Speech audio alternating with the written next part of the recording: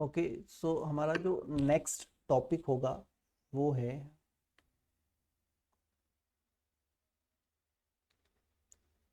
Condition for one root common. ठीक है, तो हमारे पास एक क्वाड्रेटिक इक्वेशन है a1x² plus b1x plus c1 equal to 0। उसके रूट्स है अल्फा और बीटा। एक और इक्वेशन है a2x² plus b2x plus c2 equal to 0। इसके root suppose alpha comma gamma, मतलब दोनों में वन रूट अल्फा कॉमन है। ठीक है, तो पहली चीज तो ये आप ध्यान रखें कि अगर इसका रूट अल्फा है और इसका रूट बीटा है तो इसको मैं ऐसा लिख सकता हूँ, a1 कॉमन ले लिया x minus alpha into x minus beta, और इसको मैं यहाँ से a2 कॉमन निकाल के ऐसा लिख सकता हूँ x minus alpha into x minus gamma. और ये इक्वेशन वन, ये equation two, equation one minus equation two जब हम करेंगे, ठीक है, इक्वेशन वन में से इक्वेशन टू माइनस करेंगे तो आप देखोगे दोनों ही इक्वेशन में से एक्स माइनस अल्फा कॉमन आ जाएगा। ठीक है, अंदर जो भी सॉल्व करना होगा कर कर कुछ भी वैल्यू आ जाएगी इन दोनों में, इन इसमें से इसको सब्ट्रैक्ट करूंगा तो x minus alpha equal to 0। तो एक्स इक्वल टू अल्फा तो जरूर आएगा, और कुछ भी आ सकता है, एक और वैल्यू भी आ सकती है, बट कॉमन रूट जो होगा वो तो हमेशा ही बचेगा, सब्ट्रैक्ट करने पर कॉमन रूट हमेशा बचता है। ठीक है, तो और हम ऐसा कर दें कि यहाँ पर a2 का मल्टीप्लाई कर दूं और यहाँ पर a1 का मल्टीप्लाई कर दूं तो ये कैंसिल भी हो जाएगा, x वाली टर्म, सिर्फ एक ही रूट आएगा x माइनस अल्फा। तो जब भी दो क्वाड्रेटिक इक्वेशन में से हम एक्स स्क्वायर को एलिमिनेट कर दें, मतलब एक्स स्क्वायर को y सपोज करके एलिमिनेशन लगा दें और इसको सब्ट्रैक्ट कर दें, तो जो हमारे पास x की वैल्यू आएगी सब्ट्रैक्ट करने के बाद में वो कॉमन रूट ही होगा। ठीक है, तो एक तो कॉमन रूट आप डायरेक्ट पता लगा सकते हो ऐसे। ठीक है, और या फिर दोनों में से कोई एक नोन हो, नोन मतलब जिसके रूट्स आप इजीली निकाल सकते हो, तो दोनों में से अगर एक कोई क्वाड्रेटिक कैसी है नोन है, उसके रूट सपोज आपने निकाल लिए वन और टू, तो दोनों में या तो वन कॉमन होगा या टू कॉमन होगा, तो एक बार आप वन पुट करके इसको सेटिस्फाई करवा दो, एक बार टू पुट करके सेटिस्फाई करवा दो, तो भी वन रूट कॉमन की कंडीशन लग जाएगी। ठीक है, और अगर ये सब कुछ नहीं हो रहा है तो फिर हमें जो कंडीशन हम पता लगाने वाले हैं वही लगानी पड़ेगी। ठीक है, तो कभी कभी कंडीशन भी लगानी पड़ती है। तो कंडीशन में क्या है भाई, आपको याद रखना है डायरेक्ट ही, ज़्यादा सॉल्व करके नहीं बता रहा हूँ क्योंकि हमें क्विक रिवीजन करना है। Condition for one root common वो आ जाएगी हमारे पास, ऐसे याद रखोगे आप, C A minus C A whole square equal to A B minus A be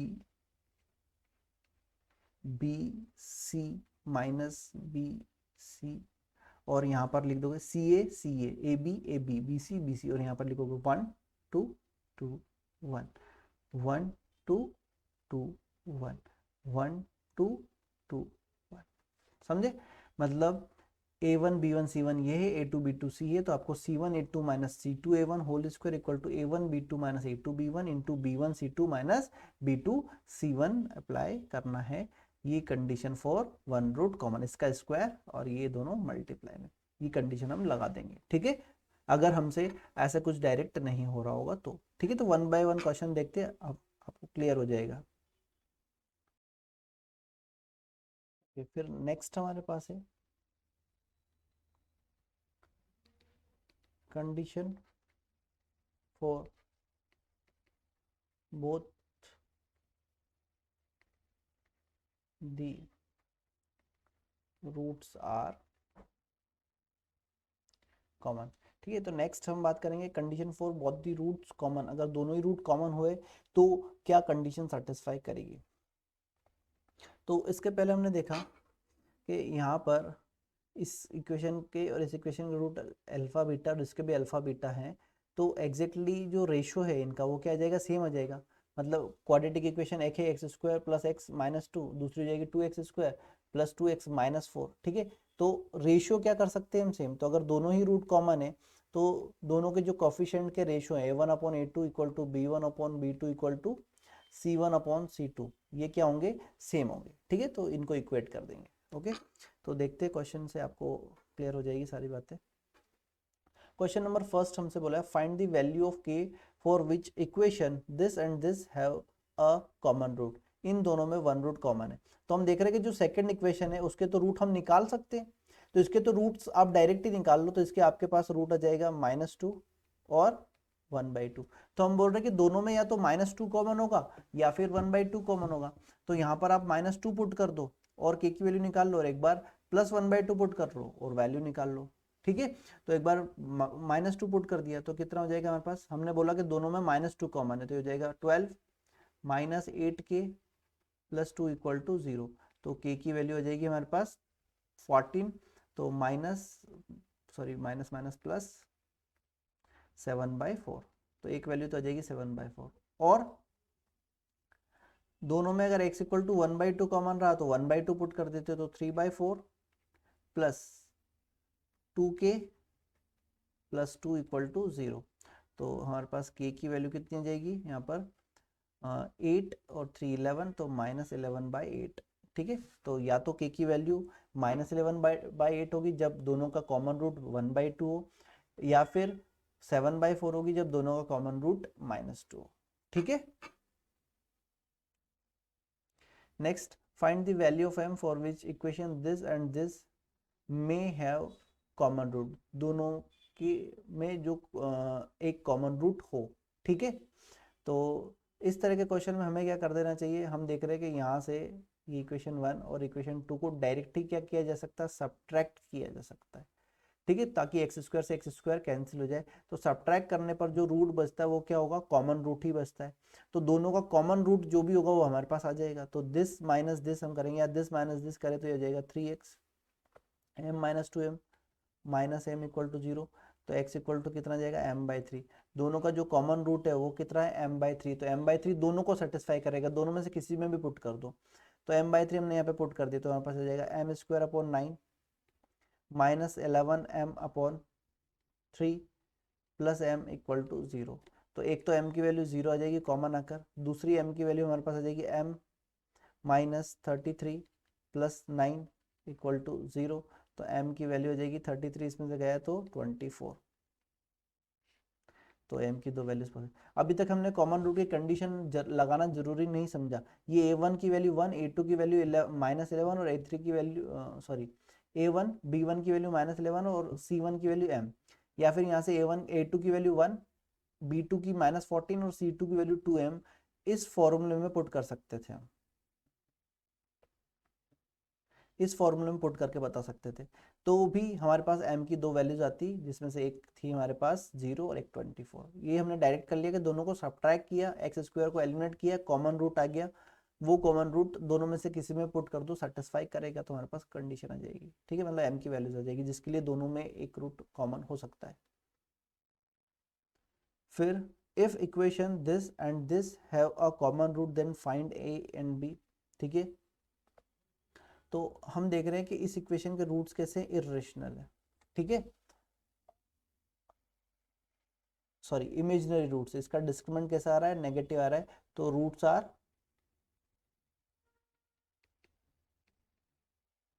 imaginary. यहाँ पर हमसे बोला x² have a common root a, b belongs to r, real number में बिलोंग कर रहे हैं तब की बात है ना। तो ये कंडीशन और रहनी चाहिए, a, b belong to r। तो हम बोल रहे हैं कि जो इमेजिनरी रूट्स है, ठीक है, इमेजिनरी रूट्स में जब हम बात करें तो इसका रूट जो भी होगा वो इमेजिनरी है, तो इसका भी एक रूट कैसा होगा, इमेजिनरी। और इमेजिनरी रूट तो कैसे होते हैं, कॉन्जुगेट पेयर की फॉर्म में होते हैं, तो इसका एक रूट इसमें कॉमन नहीं हो सकता, दोनों ही रूट कॉमन होंगे क्योंकि इसके भी रूट कॉन्जुगेट पेयर की फॉर्म में होंगे। इसका एक रूट हमारे पास आएगा 4 plus minus under the root कितना जाएगा 16 माइनस 20, तो ये जाएगा -4/2। हमारे पास आ जाएगा 2 प्लस माइनस आयोटा, ऐसा आ जाएगा। ठीक है, तो हम देखें कि एक रूट अगर 2 प्लस आयोटा दोनों में कॉमन है, तो दूसरा इसका रूट एक 2 प्लस आयोटा है, तो दूसरा 2 माइनस आयोटा अपने आप होगा। या फिर दोनों में कॉमन 2 माइनस आयोटा है, तो इसका एक रूट 2 माइनस आयोटा हो गया, तो दूसरा रूट 2 प्लस आयोटा होगा। तो हम बोल सकते हैं कि यहाँ पर जो कंडीशन लगेगी वो क्या लगेगी, both the roots are common, इनमें दोनों ही रूट कॉमन होंगे, एक रूट कॉमन नहीं हो सकता, तो डायरेक्ट रेशियो सेम कर देंगे, 1/1 equal to a/-4 equal to b/5। तो हमारे पास a की वैल्यू कितनी आ जाएगी, -4, इसको इक्वेट कर लेंगे दोनों को, और इन दोनों को इक्वेट करेंगे तो b की वैल्यू कितनी आ जाएगी, +5। तो इस तरह से हमने ये बताया कि इसके रूट्स इमेजिनरी थे, तो इमेजिनरी रूट्स और इरेशनल रूट्स भी, अगर रूट्स इरेशनल होते और ए बी सी रेशनल बोला होता है, ए बी रेशनल बोला होता, तो भी हम क्या बोलते हैं कि दोनों ही रूट कॉमन होंगे, एक कॉमन नहीं हो सकता, क्योंकि कॉन्जुगेट पेयर के फॉर्म में होते हैं, ठीक है। तो एक कॉमन मतलब दूसरा भी कॉमन ही होगा। नेक्स्ट हमसे क्या बोला है, if equation 4x² into sine square theta minus 4 sine theta into x plus 1 equal to 0, a² into b² minus c² into x² plus b² into c² minus a² into x plus c² into a² minus b equal to 0 have a common root and second equation has equal roots. दोनों में एक root common है और second equation के roots कैसे हैं, equal है। Then find possible value of theta in 0 to π, 0 to π में थीटा की पॉसिबल वैल्यूज बतानी है।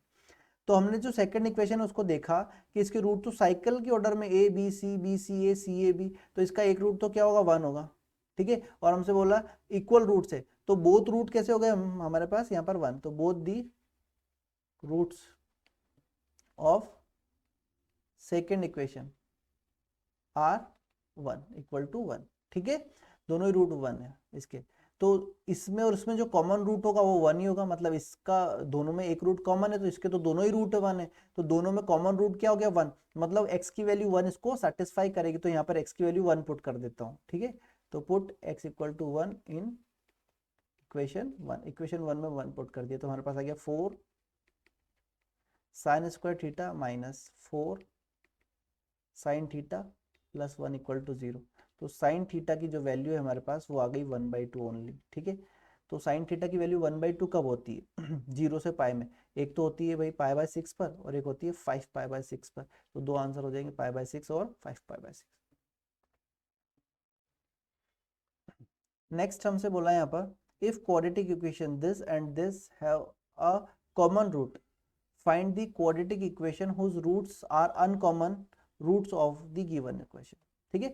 तो क्वेश्चन में ये बोला कि इसका रूट सपोज एक अल्फा और बीटा है और इसका रूट एक अल्फा और गामा है, तो वो इक्वेशन पता लगानी जिसके रूट बीटा और गामा है, ठीक है ना। क्या बोल रहा है, find the equation whose roots are uncommon of the given equation, इनके अनकॉमन रूट से जो इक्वेशन बन रही है वो पता लगानी। तो हमने बोला दोनों में एक कॉमन रूट है, तो दोनों को हम अगर सब्ट्रैक्ट करेंगे तो कॉमन रूट बच जाएगा, सब्ट्रैक्ट कर देते तो हमारे पास आएगा b minus c into x equal to, ये उधर चले गया, ठीक है। तो ये भी हो गया b माइनस सी, तो x की वैल्यू क्या आ गई हमारे पास 1, तो दोनों में जो कॉमन रूट है वो क्या है 1 है, तो 1 इक्वेशन को सेटिस्फाई करेगा। या फिर ऐसा बोला जा सकता है कि एक रूट जो पहली इक्वेशन है x² plus B x plus C equal to 0, उसका एक रूट 1 है और एक बीटा है, ठीक है। तो यहाँ पर से हमने बोले प्रोडक्ट ऑफ रूट कितना आएगा, बीटा इक्वल टू कितना आ गया C, second equation x² plus C X plus B equal to 0, ठीक है। इसके रूट है 1 और गामा, तो प्रोडक्ट ऑफ रूट कितना जाएगा, गामा इक्वल टू बी। तो जो अनकॉमन रूट है वो कितना आ गए, सी और बी आ गए, तो उनसे बनने वाली इक्वेशन क्या होगी, x² minus sum of root b plus c into x plus product of root b into c equal to 0। तो हमारे पास ये इक्वेशन हो गई। और हमें एक चीज पता है कि 1 दोनों का कॉमन रूट है तो इनको सेटिस्फाई करेगा, तो 1 plus b plus C equal to 0 आएगा, यहाँ पे 1 पुट करूंगा तो b प्लस सी की वैल्यू -1 आएगी, तो b प्लस सी की वैल्यू में -1 भी पुट कर सकता हूँ, तो मेरे पास आंसर जाएगा x² plus x plus b c equal to 0। तो दोनों आंसर पॉसिबल है, एक तो minus b plus c into b c भी पॉसिबल है, b प्लस सी की वैल्यू -1 है तो यह प्लस एक्स हो जाएगा, तो a भी पॉसिबल है। तो हमारे पास दो आंसर हो जाएंगे a और d, ठीक है। नेक्स्ट हमारे पास इस तरह का क्वेश्चन आ सकता है कॉमन रूट में, find the value of a for which equation x³ plus ax plus 1 equal to 0 and x⁴ plus ax² plus 1 equal to 0 have a common root, ठीक है।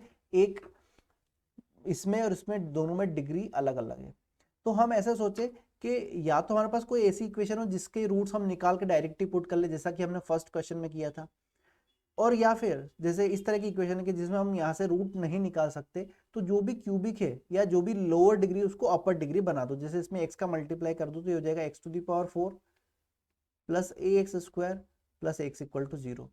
तो इस इक्वेशन के पहले जो भी रूट हो रहे हो थे उसमें एक रूट 0 और बढ़ गया, बस इससे इनके कॉमन रूट में कोई फर्क नहीं पड़ रहा। पहले जो कॉमन आ रहा था अभी भी वही कॉमन आएगा, अलग तो आने वाला नहीं है। जैसे इसके रूट पहले अल्फा बीटा और गामा थे और इसके रूट थे अल्फा ए और बी, तो दोनों में पहले अल्फा था, अब इसमें ए बी और सी था, इसके 4 रूट थे। इसमें मैंने एक रूट 0 और बढ़ा दिया तो इसके रूट हो गए 0 अल्फा बीटा और गामा। तो अभी भी दोनों में कॉमन तो है ही ना, अल्फा तो अभी भी कॉमन है। तो जब भी हम हायर डिग्री करेंगे तो उतने एक्स से मल्टीप्लाई कर देंगे।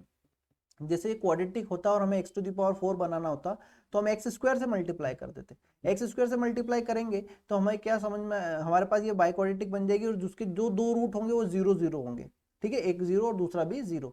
तो कॉमन रूट पहले जो था अभी भी वही रहेगा, वो तो बदलने वाला नहीं, आपने एडिशनल एक रूट बढ़ा दिया बस, तो कॉमन रूट में कोई फर्क नहीं पड़ेगा। तो आप ऐसा कर सकते हो, तो हायर डिग्री कर लो और दोनों को क्या कर दो, सब्ट्रैक्ट कर दो। तो ये सेकंड इक्वेशन लिख लेता हूं, सब्ट्रैक्ट किया तो x minus 1 equal to 0, x equal to 1।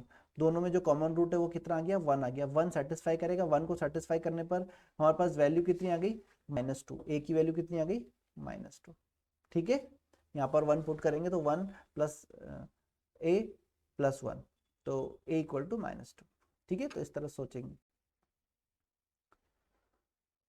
Q1 एक इक्वेशन Q2 है, both are factor of cubic polynomial Px। हमसे बोला कि दोनों के दोनों ही क्या है, क्यूबिक पॉलिनोमियल के फैक्टर है कोई एक क्यूबिक पॉलिनोमियल के। तो इसके दो और इसके दो, टोटल रूट तो 4 हो गए और फैक्टर किसके हैं, क्यूबिक पॉलिनोमियल के। क्यूबिक पॉलिनोमियल के तो 3 ही रूट होते हैं, तो मतलब दोनों में कम से कम एक रूट तो कॉमन होगा। इसका अल्फा और बीटा रूट है तो इसके क्या होंगे, अल्फा और गामा होंगे, दोनों में 1 रूट कॉमन होगा, ठीक है। तो अब ऐसी इक्वेशन में हम सब्ट्रैक्ट कर कर भी ज्यादा कुछ सॉल्व नहीं कर पाएंगे, तो इसलिए यहाँ पर हमें 1 रूट कॉमन की कंडीशन लगा देनी चाहिए, ठीक है। तो 1 रूट की कॉमन की कंडीशन क्या है, a1 की वैल्यू आपके पास 1 आ गई, b1 की वैल्यू आपके पास आ गई k माइनस 29, c1 आपके पास आ रहा है -k, a2 की वैल्यू आपके पास आ गई 2, b2 की वैल्यू है हमारे पास 2k माइनस 43 और c2 की वैल्यू है k। तो क्या कंडीशन होती है हमारे पास, C A minus C A 1 2 2 1 whole square equal to A B minus A B 1 2 2 1 B C minus B C 1 2 2 1, यही होगी।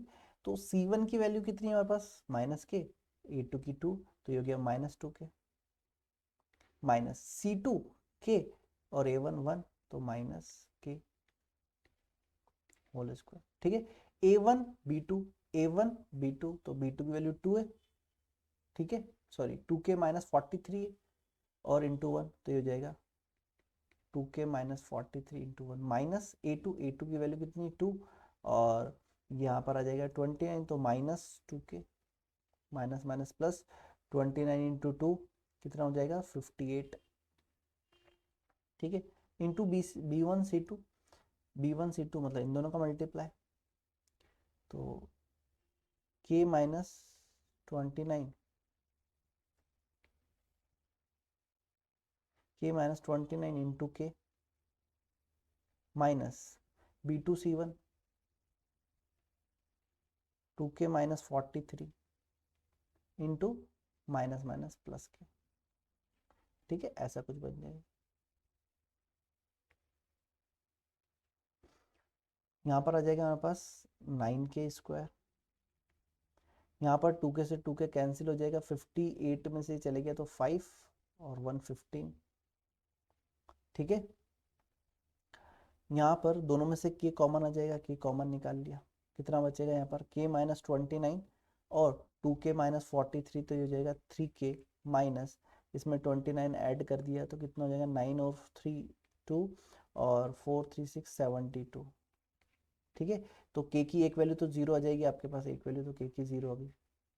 और इसको सॉल्व कर लेते हैं, यहाँ से 3 और कॉमन आ जाएगा तो 9 से 9 कैंसिल, k इक्वल टू 3 यहाँ से भी कॉमन ले लिया, यहाँ पर बचा 5k माइनस, तो 4k इक्वल टू 120, तो k की वैल्यू हो जाएगी 30।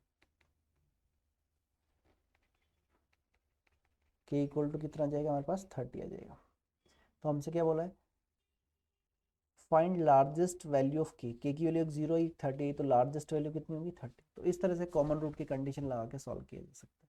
ठीक है, इसको आप ऐसे भी याद रख सकते हो कि यहाँ पर लिखना है, b को हटाया, this minus this, direct cross multiply कर लिया, फिर इस तरफ इक्वल टू में इसको हटाया एक बार, दिस इंटू दिस, और एक बार इसको हटा दिया, दिस इंटू दिस। ठीक है, तो ये आ जाएगा। ठीक है, तो याद रख सकते हो। बाकी डायरेक्ट कंडीशन जो मैंने बताया 1 2 2 1 रख कर भी वैल्यू पुट कर कर सॉल्व करोगे तो ठीक है, इजी है। ओके, सो क्वाड्रेटिक इक्वेशन में जो नेक्स्ट टॉपिक है हमारे पास वो है maximum and minimum value of quadratic polynomial.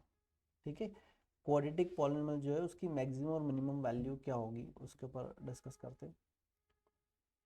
हमारे पास है y equal to A x square plus B x plus C. ठीक है, पॉलिनोमियल, इसको कंप्लीटिंग स्क्वायर बनाएंगे हम यहाँ पर। तो कंप्लीटिंग स्क्वायर बनाने में यहाँ से a कॉमन लेना पड़ेगा और ये बन जाएगा x प्लस, थोड़ा सा फास्ट कर रहा हूँ क्योंकि हम रिवीजन में चल रहे हैं, है ना, बिल्कुल बेसिक नहीं बता सकते, टाइम नहीं है इतना। और यहाँ पर हमारे पास आ जाएगा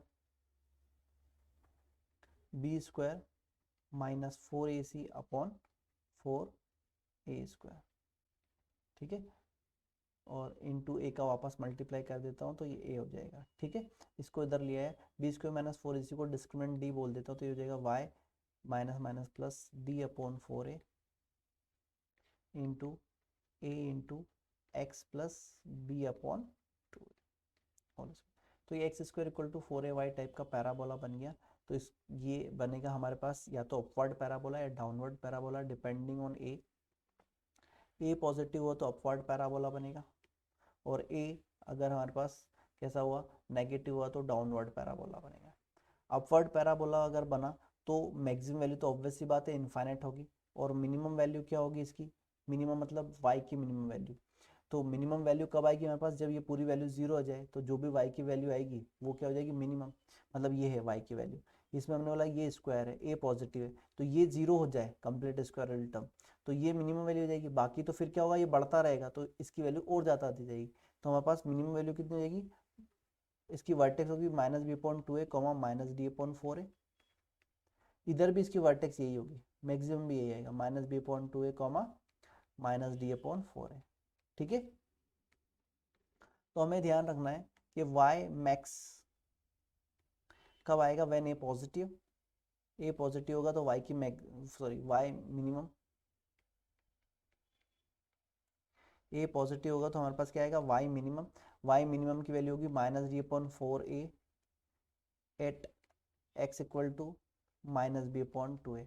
इसका मतलब ये कि x की वैल्यू में जब यहाँ पर फंक्शन में minus b upon 2a put कर दूंगा तब ये जीरो हो जाएगा, और मेरे पास y की value minus D upon 4a आ जाएगी, तो वो इसकी मिनिमम वैल्यू होगी। फंक्शन की minimum value when A positive क्या होगी, माइनस डी अपॉन 4a, या फिर हम रेंज भी बोल सकते हैं, रेंज मतलब ये कहाँ से कहाँ तक बिलोंग करेगा, तो वो होगा minus D upon 4a to infinite. ठीक है, minus D upon 4a to infinite जाएगा when A positive, minimum value minus D upon 4a होगी। तो ये बात ध्यान रखना, बच्चे इस पे कंफ्यूज हो जाते हैं कि ये मिनिमम है, ये मिनिमम है। फंक्शन की वैल्यू मिनिमम मतलब ये माइनस डी अपॉन 4 है, वाई की जो वैल्यू है वो फंक्शन की वैल्यू है, वही मिनिमम है। ये एक्स की वो वैल्यू जिस पर फंक्शन मिनिमम हो रहा है, ये मिनिमम वैल्यू नहीं है। माइनस बी अपॉन 2 फंक्शन की वो वैल्यू जिस पर फंक्शन मिनिमम हो रहा है। या फिर ए हमारे पास कैसा रहा हमारे पास ए नेगेटिव, तो हमारे पास जो y की वैल्यू आएगी वो आएगी मैक्सिमम वैल्यू आएगी, मिनिमम हो जाएगा माइनस इनफाइनाइट। ठीक है। तो मैक्सिमम वैल्यू होगी माइनस डी अपॉन फोर है, मतलब मैक्सिमम भी माइनस डी अपॉन फोर ही होगी, मिनिमम भी माइनस डी अपॉन फोर ही होगी। ए पॉजिटिव होगा तो माइनस डी अपॉन फोर है मिनिमम, ए नेगेटिव होगा तो माइनस डी अपॉन फोर है maximum when x equal to minus b upon two है। या फिर हम इसकी रेंज की बात करें तो रेंज क्या हो जाएगी हमारे पास, range belongs to minus infinite to minus D upon four है, ये इसकी रेंज हो जाएगी।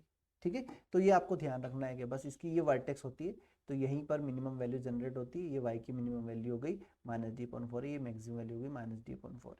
ठीक है, तो फर्स्ट क्वेश्चन हमसे बोला है if y equal to 2x square minus 3x plus 1 then find minimum value of y। यहाँ पर y की मिनिमम, तो a पॉजिटिव है तो y की मिनिमम वैल्यू हमारे पास डायरेक्टली कितनी आ जाएगी, minus of d upon four है, डी स्क्वायर माइनस फोर ए सी अपॉन फोर ए, तो कितना आ जाएगा माइनस वन बाई एट। ठीक है, रेंज भी पूछ सकते हैं, तो रेंज क्या हो जाएगी हमारे पास minus one by eight to infinite. ठीक है, ये रेंज हो जाएगी। और मैक्सिमम पूछ लिया होता तो हम बोलते हैं मैक्सिमम वैल्यू तो यहाँ पर टेंडिंग टू इनफाइनाइट है, फिक्स कोई वैल्यू नहीं बता सकते मैक्सिमम, क्योंकि ए पॉजिटिव है तो अपवर्ड पैराबोला बनेगा, तो मैक्सिमम तो बहुत ऊपर तक जा सकती है टेंडिंग टू इनफाइनाइट। ठीक है, इसलिए यहाँ पर इनफाइनाइट आ रहा है। नेक्स्ट क्वेश्चन है हमारे पास जिसमें लीडिंग कोफिशिएंट नेगेटिव हमसे बोला है maximum value of find also x coordinate where it is maximum. मतलब हमसे बोला है कि minus D upon four a भी निकालो और minus b upon two a भी निकालो, मतलब फंक्शन की मिनिमम मैक्सिमम वैल्यू तो निकालो ही, फंक्शन की मैक्सिमम वैल्यू तो बताओ कितनी होगी, माइनस डी अपॉन फोर है तो बी स्क्वायर माइनस फोर ए सी, तो minus minus plus 28 into two 56 divided by 4 into minus two, तो ये हो जाएगा 1781 माइनस 81 अपॉन 8 माइनस का, तो ये हो जाएगा प्लस 81 अपॉन 8, तो ये तो हो गई वाई मैक्स, मैक्सिमम वैल्यू हो गई फंक्शन की। ठीक है, अब कब होगी, तो हम बोल रहे हैं when x equal to minus b upon two है, तो एक्स की value minus as it is, b की वैल्यू कितनी है 5 अपॉन टू, ए कितना है यहाँ पर माइनस टू है तो माइनस टू, तो हमारे पास आ गया 5/4, तो 5/4 एक्स की वो वैल्यू है जिस पर फंक्शन की मैक्सिमम वैल्यू 81 अपॉन 8 है, मतलब वर्टेक्स हो गई 5/4 81 अपॉन 8। नेक्स्ट हमसे बोला p x is polynomial, this is quadratic polynomial if minimum value of p of x is 6 when x equal to 2, मतलब एक्स की वैल्यू यहाँ पर 2 पुट करने पर फंक्शन की वैल्यू 6 आएगी, और वो भी कैसी है मिनिमम। ठीक है, then the value of a and b. ठीक है, तो हमसे पहली बात तो ये बोला है कि माइनस बी अपॉन टू है इक्वल टू 2 है, ये एक्स की वो वैल्यू है जिस पर फंक्शन अपनी मिनिमम वैल्यू दे रहा है। ठीक है, तो माइनस बी पॉइंट टू, तो यहाँ पर माइनस बी है और ए की वैल्यू 2 ही, तो हमारे पास एक तो आ गया answer b equal to minus 4a।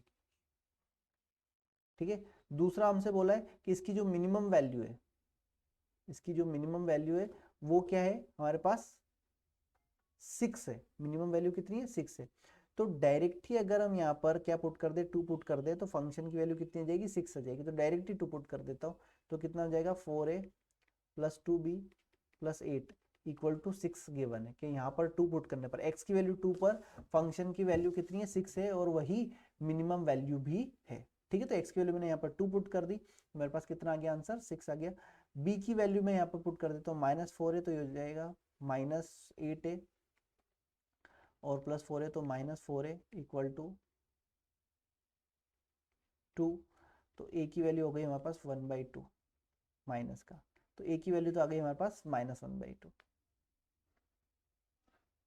Sorry -2, तो a की वैल्यू आ गई हमारे पास ये -2 आएगा, तो a की वैल्यू हमारे पास आ जाएगी +1/2, तो a की वैल्यू +1/2 आ गई, a की वैल्यू यहाँ पर पुट कर देंगे तो b की वैल्यू कितनी आ जाएगी हमारे पास -2। ठीक है, समझ में आया, फंक्शन की मिनिमम वैल्यू कितनी थी 6 थी व्हेन x इक्वल टू 2, मतलब x की वैल्यू यहाँ पर -2 पुट करने पर हमारे पास फंक्शन की वैल्यू 6 आ जाएगी, एक तो ये तो 2 पुट कर 6 आ गया, और दूसरा minus b point two a equal to 2 दिया था, तो minus b point two equal to 2 put कर दिया, आंसर आ गया। ठीक है, for x greater than equal to 0 what is the smallest possible value of the expression. हमसे बोला x कैसा है, पॉजिटिव है, x पॉजिटिव है तो ये भी पॉजिटिव होगा और ये भी कैसा होगा, पॉजिटिव, मतलब बिग बॉस सेटिस्फाई करेगा। ठीक है, तो इसको थोड़ा सा सॉल्व कर लेते तो ये बन जाएगा log base 10 x cube minus 4x square plus x plus 26 divided by x plus 2। इस क्यूबिक को इससे डिवाइड कर दो, तो इस क्यूबिक को इससे डिवाइड कर देते, कितना आ रहा है हमारे पास, X cube minus 4x square plus x plus 26 x plus 2। यहाँ पर एक्स स्क्वायर का मल्टीप्लाई किया तो कितना जाएगा, x cube plus 2x square, subtract किया तो ये गया माइनस 6x स्क्वायर, और प्लस x, यहाँ पर माइनस 6x का मल्टीप्लाई किया तो ये जाएगा minus 6x square minus 12x, subtract कर दिया तो ये हो जाएगा कैंसिल, यहाँ हो जाएगा 13x प्लस 26 प्लस 13 से मल्टीप्लाई कर दिया तो ये हो गया 13x प्लस 26 0 0। तो हमारे पास क्या समझ में आया कि ये कम्प्लीटली x प्लस 2 से डिवाइड हो गई है और क्वेश्चन ये बन रहा है, तो इसको हम लिख सकते हैं log x plus 2 into x square minus 6x plus 13 divided by x plus 2। X plus 2 से एक्स प्लस 2 कैंसिल, कितना बचा, log base 10 x square minus 6x plus 13। ठीक है, हमसे क्या बोला है, इसकी स्मॉलेस्ट वैल्यू। तो log एक इंक्रीजिंग फंक्शन होता है ऐसा, तो उसमें आप अंदर की जो भी वैल्यू है उसकी मिनिमम वैल्यू पुट कर दो, तो log की मिनिमम वैल्यू भी आ जाएगी। तो आप इसकी मिनिमम वैल्यू निकालो, इसकी मिनिमम वैल्यू कितनी आएगी, माइनस डी अपॉन 4a, तो minus as it is b square minus 4ac, तो ये जाएगा 52 डिवाइडेड बाय 4। तो 36 में से 52 माइनस हुआ, कितना बचा हमारे पास, पॉजिटिव 16 डिवाइडेड बाय 4, तो आ जाएगा हमारे पास 4। तो हमारे पास इसकी मिनिमम वैल्यू कितनी आ गई, 4, इसकी मिनिमम वैल्यू 4 आ गई, तो वो यहाँ पुट कर देते, तो हमारे पास फंक्शन की जो मिनिमम वैल्यू है, ठीक है, वो आ जाएगी। वो क्या आ जाएगी, यहाँ पर 4 पुट किया तो हमारे पास आंसर आ जाएगा log बेस 10 4, ये इसकी मिनिमम वैल्यू आ गई। ठीक है, log बेस 10 4।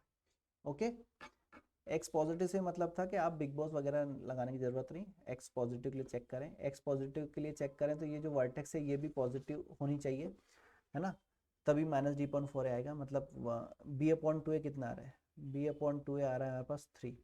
ठीक है, माइनस बी पॉइंट 2 3 आ रहा है, तो जो भी वर्टेक्स है वो 0 से बड़ी आनी चाहिए थी, ये था यहाँ पर, मतलब अगर ये 0 से छोटी आ रही होती तो हम अलग तरह से सॉल्व करते, वो भी आपको आगे के क्वेश्चन में मैं सिखाऊंगा।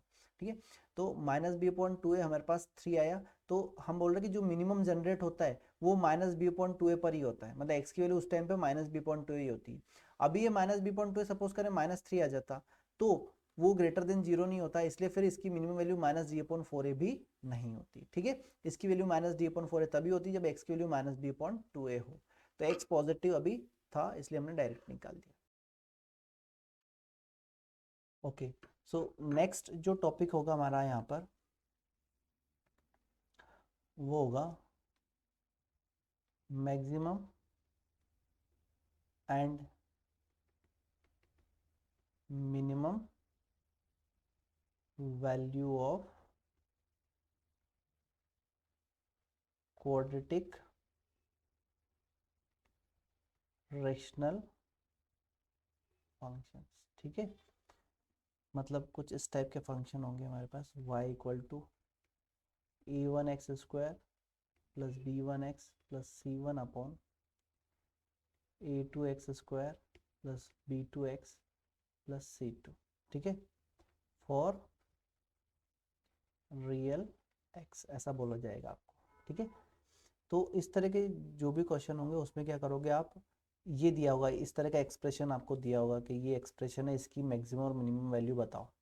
ठीक है, आपको ये दिया, तो आप इस एक्सप्रेशन को y से इक्वेट कर देना, ये एक्सप्रेशन y से इक्वेट हो गया, मतलब y की मैक्सिमम मिनिमम वैल्यू बतानी है हमें।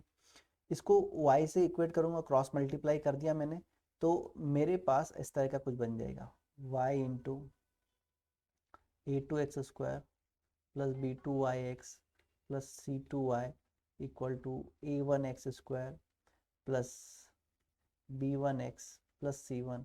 ठीक है, सबको एक तरफ कर कर मैं एक क्वाड्रेटिक बना लूंगा, ax² plus B x plus C equal to 0, x की क्वाड्रेटिक बना लूंगा, तो एक्स स्क्वायर का कोफिशिएंट आ जाएगा y(a2 माइनस a1), वो a की वैल्यू हो गई, b2y माइनस b1, वो b की वैल्यू हो गई, c2y माइनस c1, ये हमारे पास कांस्टेंट आ गया, इक्वल टू 0। और x रियल है तो discriminant greater than equal to 0 रख दूंगा। Discriminant greater than equal to 0 रख दूंगा तो मेरे पास y की टर्म में इनइक्वलिटी बन जाएगी, उसको सॉल्व कर कर मैं y की रेंज निकाल लूंगा, तो y की मिनिमम और मैक्सिमम वैल्यू हो जाएगी, वही इस फंक्शन की भी मैक्सिमम मिनिमम वैल्यू होगी। इस तरह से सॉल्व करूंगा। ठीक है, और इसमें कुछ रिजेक्शंस भी होते हैं, वो चेक करना होता है हमें कि a नॉट इक्वल टू 0। ठीक है, a 0 नहीं होना चाहिए, और कभी कभी हो भी सकता है। तो सबसे पहले a को 0 से इक्वेट करना है, a को 0 से इक्वेट कर कर हमें y की वैल्यू निकालनी है। जैसे यहाँ पर a को 0 से इक्वेट करूंगा तो y की वैल्यू कितनी आ जाएगी मेरे पास, a1/a2। ठीक है, a को 0 से इक्वेट करूंगा तो y की वैल्यू कितनी आ जाएगी, a1/a2। तो y की वैल्यू a1/a2 यहाँ पर पुट करूंगा मैं, तो a तो 0 हो ही गया, यहाँ पर ये बचेगा, उससे x की कोई एक वैल्यू आएगी, x की एक वैल्यू आएगी समथिंग, कुछ हम ले लेते हैं उसको अल्फा। ठीक है, क्या करना है, लीडिंग कोफिशिएंट, इसको y से इक्वेट करना है, क्रॉस मल्टीप्लाई करना है, एक लीडिंग कोफिशिएंट बनेगा इन टर्म ऑफ y, उसको 0 से इक्वेट करना है, वहां से y की वैल्यू निकालना है। y की वैल्यू यहाँ पर पुट करने पर या तो हो सकता है ये डायरेक्ट ही खत्म हो जाए पूरा ही, 0 = 0 आ जाए, एक कंडीशन ये हो सकती है। ठीक है, तो सेटिस्फाई कर दिया, ये हो सकता है, पॉसिबल है। और या फिर ऐसा हो सकता है कि ये y यहाँ पुट करने पर सेटिस्फाई करे ही ना, ऐसी कोई वैल्यू हो जाए जैसे 2 = 0, 5 = 0, तो फिर ये रिजेक्ट हो जाएगा कि ये पॉसिबल नहीं है। या फिर y की वैल्यू यहाँ पुट करने पर x की कोई वैल्यू आ सकती है अल्फा, वो x की वैल्यू अल्फा यहां से उठाकर हमें कहां पुट करनी है, इस इक्वेशन के डिनोमिनेटर में पुट करनी है, इस जगह पर पुट करनी है। और ये नॉट इक्वल टू 0 होना चाहिए। अगर ये नॉट इक्वल टू 0 है तो x की वैल्यू अल्फा एक्सेप्ट हो जाएगी, x की वैल्यू अल्फा मतलब y की वैल्यू a1/a2 एक्सेप्ट हो जाएगी। अगर ये 0 हो जाता है तो x की वैल्यू अल्फा पॉसिबल नहीं होगी, मतलब y की वैल्यू a1/a2 पॉसिबल नहीं होगी। ठीक है, तो इस तरह से रिजेक्शन भी चेक करना है हमें यहाँ पर, इसमें यही इंपॉर्टेंट है। कभी कभी जरूरत नहीं पड़ती पर कभी कभी बहुत जरूरत इनकी पड़ती है। क्या करना है, पहले तो y से इक्वेट करके क्वाड्रेटिक बनानी है, क्वाड्रेटिक बन जाएगी x की, उसमें leading discriminant greater than equal to 0 लगा के रेंज निकाल दोगे। अब उस रेंज में क्या क्या रिजेक्ट हो रहा है, क्या क्या एक्सेप्ट हो रहा है, वो देखने के लिए हम लीडिंग कोफिशिएंट को 0 से इक्वेट करेंगे, 0 से इक्वेट कर कर एक y की वैल्यू निकालेंगे, वो y की वैल्यू वापस से इस इक्वेशन 1 में ही पुट करेंगे। या तो एक ऐसा हो जाएगा कि 0 = 0 हो जाए, डायरेक्टली सेटिस्फाई कर जाएगा, तो y की वैल्यू एक्सेप्ट हो जाएगी। या फिर हमारे पास ऐसा आ जाएगा 5 = 0, 7 = 0, तो एक्सेप्ट नहीं होगी, रिजेक्ट हो जाएगी। या फिर ऐसा होगा कि y की वैल्यू ये पुट करने पर x की कोई वैल्यू हो जाएगी हमारे पास, तो x की वैल्यू सपोज अल्फा ही, वो अल्फा फिर यहाँ पुट करना है। ठीक है, अल्फा पुट करने पर डिनोमिनेटर अगर 0 हो गया तो डिनोमिनेटर 0 तो पॉसिबल नहीं, मतलब अल्फा की x की वैल्यू अल्फा पॉसिबल नहीं है, मतलब y की वैल्यू a1/a2 पॉसिबल नहीं है, तो वो रिजेक्ट हो जाएगी। या फिर ये 0 नहीं आया तो फिर ये एक्सेप्ट हो जाएगी, तो y की वैल्यू ये भी एक्सेप्ट हो जाएगी, आपको क्वेश्चन से और क्लियर हो जाएगा। ठीक है, ठीक है, ज्यादा ऐसा घबराने की बात नहीं है ना, सिंपल ये क्वेश्चन जब आप देखोगे तो आपको क्लियर हो जाएगा कि हम चेक कैसे करते हैं। बस ये कॉन्सेप्ट तो याद रखना पड़ेगा, इसके अलावा हमारे पास और कोई ऑप्शन नहीं है कि हम ये कॉन्सेप्ट याद नहीं रखें, ये तो हमें याद रखना ही पड़ेगा कि हमें क्रॉस चेक कैसे करना है। ठीक है, तो इसके ऊपर बेस्ड क्वेश्चन इस तरह से हो सकते हैं, if x is real then find the minimum and maximum value of this। तो इसको आप सिंपल डायरेक्टली y से इक्वेट कर दो, x² minus 3x plus 4 x² plus 3x plus 4, cross multiply करो, इसका कितना जाएगा, ये y² plus 3yx plus 4y equal to x² minus 3x plus 4, x² का कोफिशिएंट कितना जाएगा y-1 into x² plus 3y plus 3 into x plus 4 y minus 4 equal to 0। ठीक है, x रियल है तो हम discriminant greater than equal to 0 लगा सकते, तो ये जाएगा 9 into y plus 1 whole square minus 4 into y minus 1 into, यहाँ से भी 4 कॉमन ले लेंगे तो कितना जाएगा y माइनस 1 और ये हो जाएगा 16। ठीक है, तो इसको हम लिख सकते हैं, ऐसा लिख देते हैं 3y plus 3 whole square minus 4y minus 4 whole square. ठीक है, 4 कॉमन लेंगे तो 16 हो जाएगा। ठीक है, तो a minus b a plus b वाला फॉर्मूला लग जाएगा यहाँ पर, तो 3y plus 3 minus 4y plus 4 into 3y plus 3 plus 4y plus 4, ऐसा कुछ हो जाएगा, सॉरी 4y माइनस 4। ठीक है, a minus b a plus b, तो यहाँ पर हमारे पास आ जाएगा answer minus y plus 7 into 7y minus 1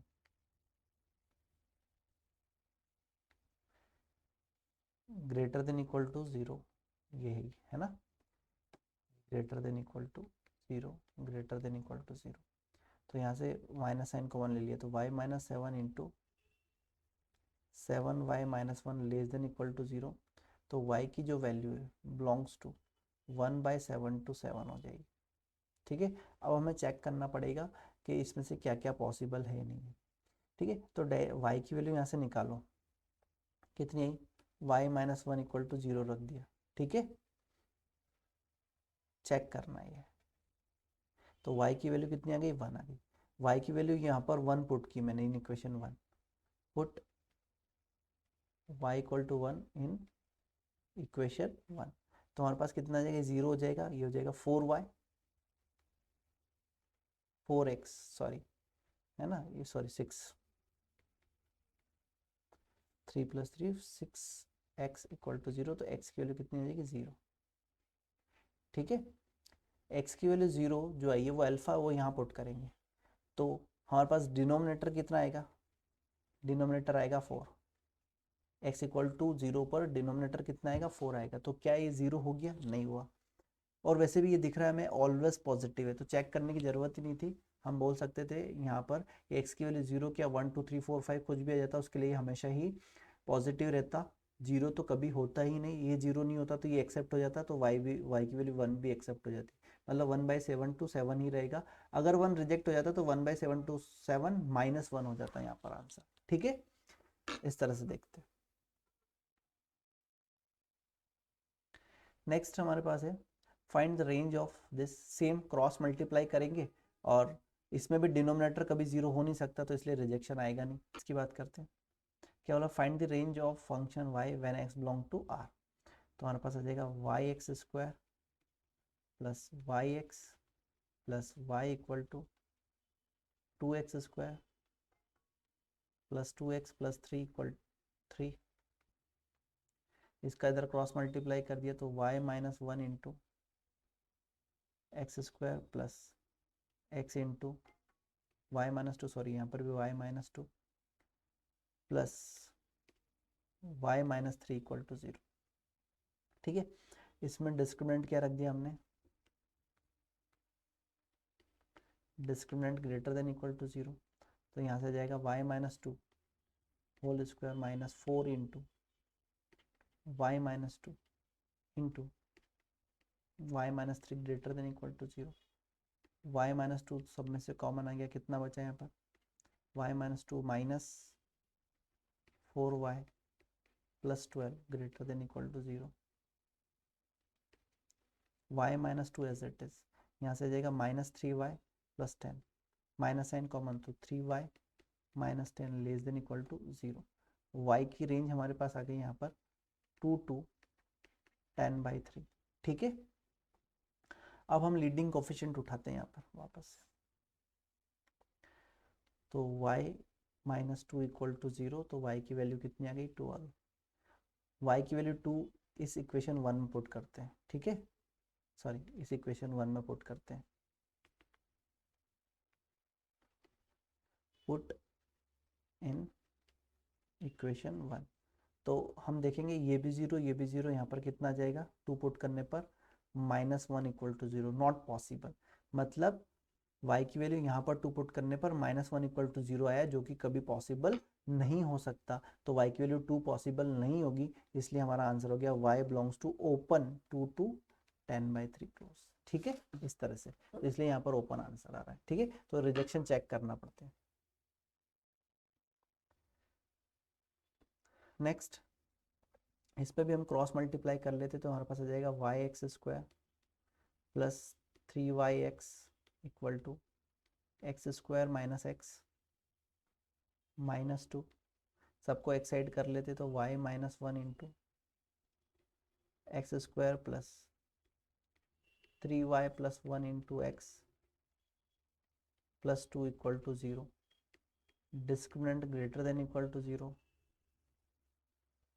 3y plus 1 whole square minus 4, y-1 into 2 greater than equal to 0, 9y² plus 6y plus 1 minus 8y plus 8 greater than equal to 0,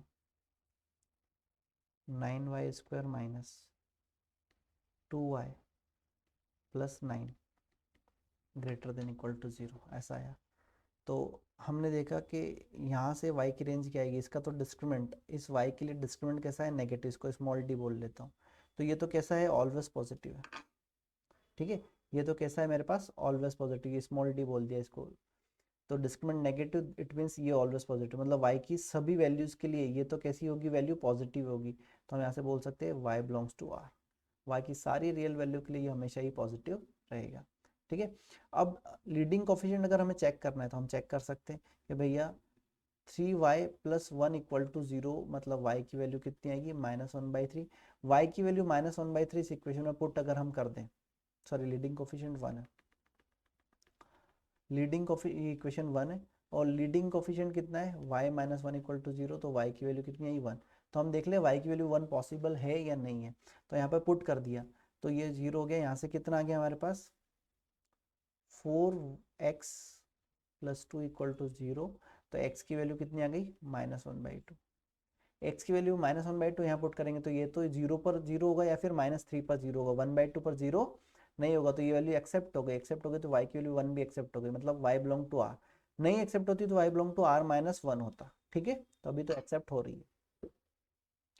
okay, फिर next क्या बोला है हमसे, find the range of y।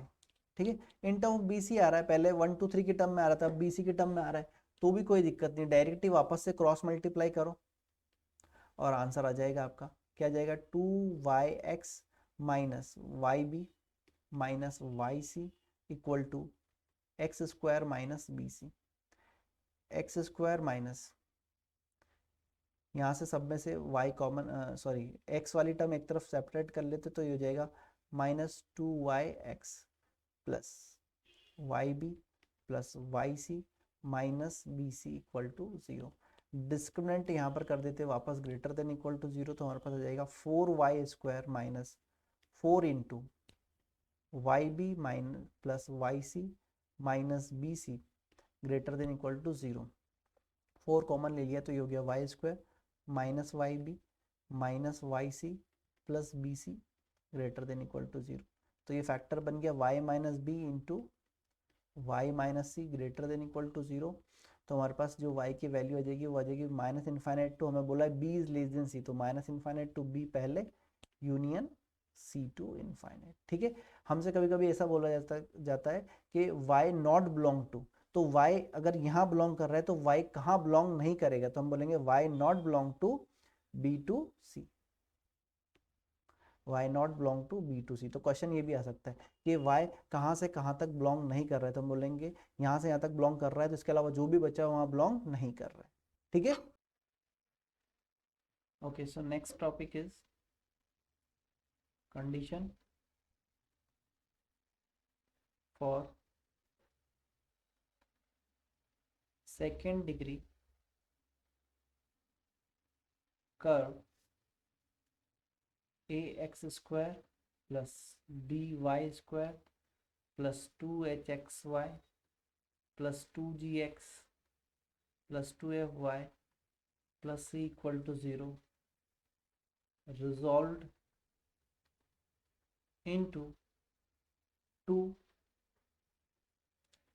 Linear factor. हमें condition पता लगानी है जबकि ये second degree curve two linear factors में रिजॉल्व हो जाए।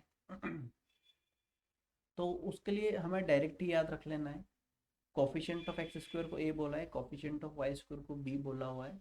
एक्स वाई का कोफिशिएंट डिवाइड बाई 2 करेंगे तो एच आएगा, coefficient of x divide by 2 करेंगे तो जी आएगा, coefficient of Y divide by 2 करेंगे तो एफ आ जाएगा, कांस्टेंट टर्म सी होगी। तो ऐसे लिखना है आपको a b c f g h, तो आपका आंसर आ जाएगा। अगर a b c plus 2f(g(h) minus a f square minus b g square minus c h square equal to अगर 0 हो जाता है, ठीक है, a b c into f to twice of f g h minus a f square minus b g square minus c h square equal to 0 आ जाता है, तो हम बोल सकते हैं कि this will be resolve into two linear factor, मतलब यहाँ से टू लीनियर स्ट्रेट लाइंस आ जाएगी, ठीक है। और अगर हमें वो लीनियर फैक्टर पता लगाने, ठीक है, इसको डेल बोल सकते हैं हम, डेल इक्वल टू 0 आना चाहिए। और अगर हमें वो लीनियर फैक्टर पता लगाने हैं, ठीक है, तो हमें यहाँ से किसी भी एक की क्वाड्रेटिक बना लेनी है, जैसे कि x की क्वाड्रेटिक बना ली और y को कांस्टेंट समझ लिया, तो ax square plus 2x common यहाँ पर बचेगा हमारे पास H Y plus G plus B Y square plus 2f(y) plus C equal to 0।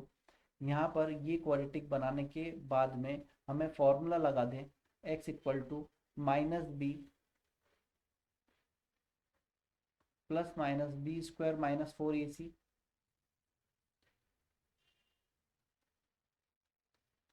Minus 4ac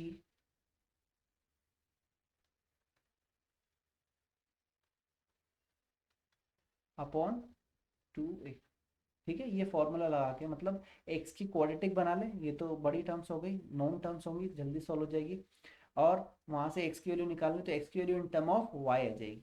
अगर ये सेटिस्फाई कर रहा होगा तो लीनियर इक्वेशन आ जाएगी, ठीक है। तो टू लीनियर फैक्टर में रिजॉल्व हो जाएगी, ओके। तो बस आपको मेनली यही फॉर्मूला याद रखना है, a b c plus 2f(g(h). ये प्रूव कैसे हो उसकी हमें ज़रूरत नहीं है, अभी हम रिविज़न कर रहे हैं तो, ठीक है। आप 11th क्लास में होते और बिल्कुल बेसिक पढ़ रहे होते, आपके पास टाइम होता तो आप इसको प्रूफ भी करते। प्रूफ इस तरह से करते कि आप एक्स की क्वाड्रेटिक बनाई आपने, उसका डिस्क्रिमिनेंट आप सॉरी उसका फॉर्मूला लगाया आपने, ये वैल्यूज आ गई। अब हम बोल रहे हैं कि ये अगर परफेक्ट स्क्वायर हुआ तो लीनियर इक्वेशन आ जाएगी, मतलब एक्स की value in term of Y आ जाएगी, जिसमें y पर कोई रूट वगैरह नहीं होगा, तो ये कंप्लीट स्क्वायर होना चाहिए। तो ये कंप्लीट स्क्वायर कब होगा, ये y की क्वाड्रेटिक बनेगी, तो y की क्वाड्रेटिक कंप्लीट स्क्वायर कब होती है, व्हेन d इक्वल टू 0। तो इसका डिस्क्रिमिनेंट यहाँ पे y की क्वाड्रेटिक बना के इसका डिस्क्रिमिनेंट इक्वल टू 0 रखेंगे तो ये आ जाएगा, ठीक है। तो क्वेश्चन है हमारे पास next, f of x, y, this is f of x, y equal to 0 can be factorized into two linear factor, if yes then find them। अगर ये टू लीनियर फैक्टर में फैक्टराइज हो रहा है तो हमें टू लीनियर फैक्टर्स पता लगाने। तो a की वैल्यू आपके पास आ गई 2, b की वैल्यू 1 और c की वैल्यू भी 1 आ गई, तो 2 into 1 into 1 plus twice of f g h, F की वैल्यू कितनी है, coefficient of y divide by 2, जी की वैल्यू कितनी है, coefficient of x divided by 2, into h की वैल्यू कितनी है, coefficient of x Y divided by 2, minus a f square, A into F square minus b into ji square, ji square minus c into H square, ठीक है। तो यहाँ से हमारे पास आ गया 2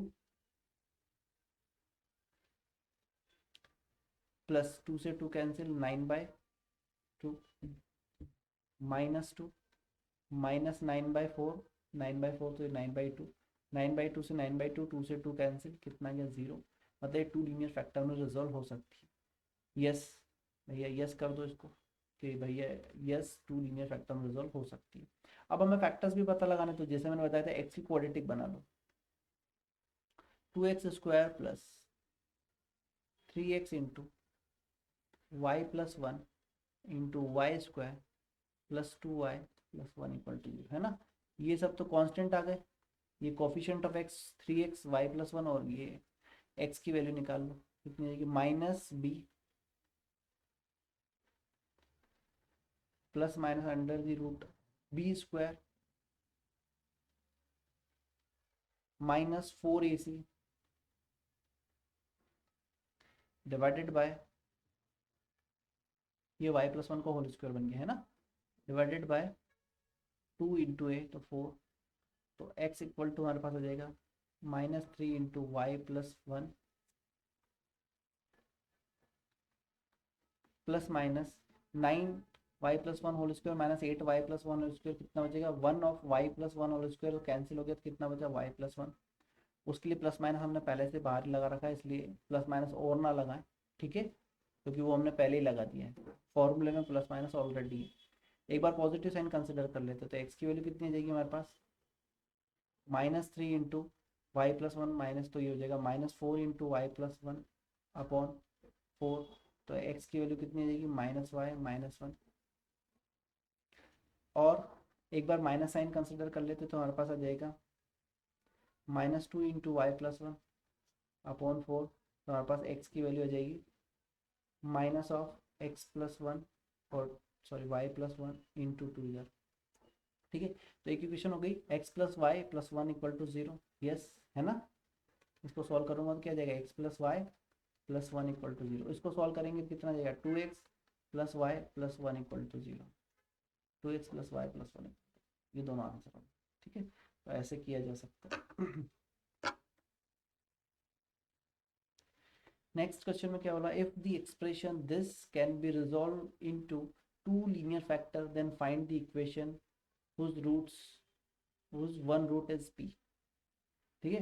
तो पहले तो p पता है, can be resolve into 2 linear factor, ये लीनियर फैक्टर में रिजॉल्व हो सकती है, तो हमें कंडीशन डेल इक्वल टू 0 कर देना चाहिए। a into b into c 6 plus twice of f g h, f कितना है भाई -2, जी है a और h p minus a f square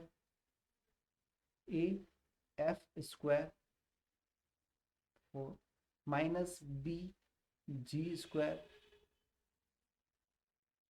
minus c h square equal to 0।